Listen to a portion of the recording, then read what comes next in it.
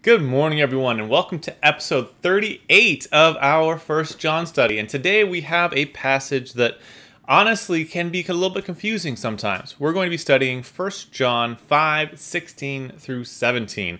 Now, I know in the last video I said 16 through 18, but I decided I want to keep the last few verses together, so sorry. Let's look at it.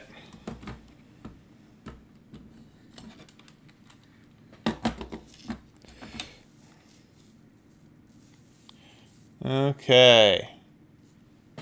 Now, let's look at the verses first.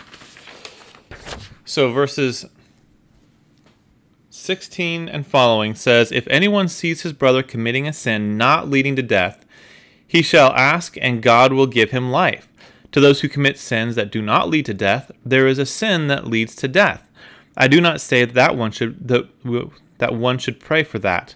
All wrongdoing is sin, and there is a sin that does not lead to death." That section has caused a lot of people confusion, so let's break it down.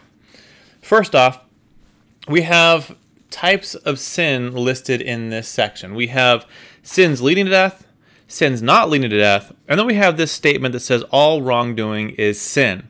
Now let's focus in on these two real quick. What are we talking about here with a sin leading to death and a sin not leading to death? Well, there's two main interpretations of this idea. One interpretation is the literal interpretation, and that is that the death here being spoken of is literal physical death. So if you see someone commit a sin, but they die because of that sin, don't pray for them. Their time's up. It's over. But if you see someone committing a sin not leading to death, meaning they don't die, then pray for them, it says. But that's one interpretation. The other interpretation is that this is talking spiritually. Sin leading to spiritual death, a sin not leading to spiritual death. But then we might ask, well, what sin would not lead to spiritual death? And the answer to that would be the sin that is repented of. And we don't necessarily get that directly from this verse, but we do see it over in 1 John 1:5-10, when it talks about confessing our sins and that God is faithful and just to forgive us of our sins. So those are the two interpretations, that this is talking about sin that is repented of versus not repented of, or that this is sin leading to literal physical death. Let's look at the rest of the section and see what we can learn about it. He says, well, if anyone sees his brother committing a sin not leading to death, he shall ask, and God will give life to him. And God will give him life to those who commit sins that do not lead to death. So, a sin not leading to death, you pray for such a one, and God will give them life.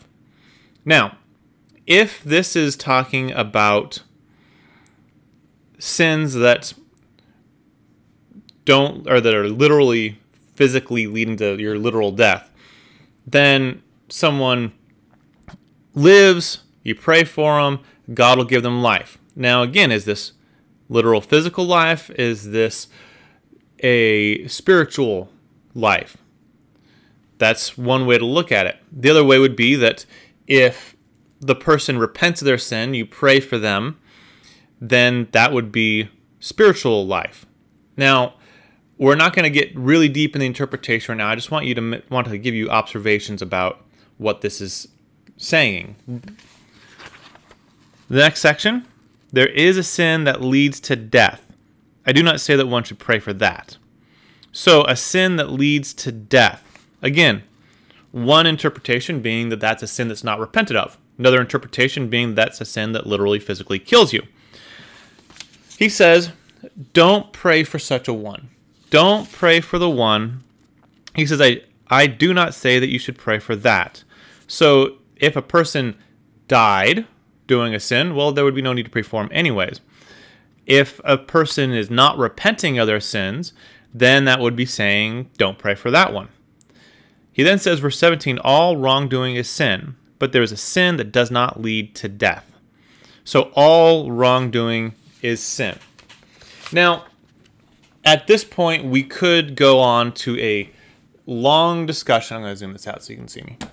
We could go on to a longer discussion, pulling in cross-references and looking at what this is talking about. You know, I've given you the two different interpretations, but I haven't really narrowed it down to one, because there's a lot more in that conversation, looking at cross-references, looking at different sections in John and First John.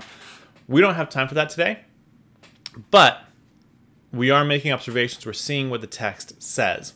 Now, for the next assignment, should be pretty obvious to you by now, study through 1 John 5, 18 through 20, the rest of the chapter. It's only 3 verses. And we'll cover that in our next video. Thanks. Bye.